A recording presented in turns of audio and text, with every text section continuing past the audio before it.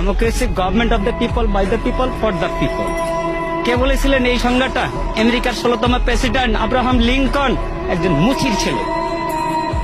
সেই গণতন্ত্রের কি আছে? আপনি নিশ্চয় বলতে পারেন আমি কম বেশি শিক্ষিত। অবশ্যই কিছু শিক্ষিত। আমার হাতে কি রিক্সা? কেন? আমি ভালো কিছু করার কি আমার যোগ্যতা নাই, দক্ষতা নাই? আছে, কিন্তু আমার যাচাই বাছাই করার আমার প্ল্যাটফর্ম পাইনি। তার আগে ওনারা খেলা শুরু করেছেন, খেলা হবে, খেলা হবে।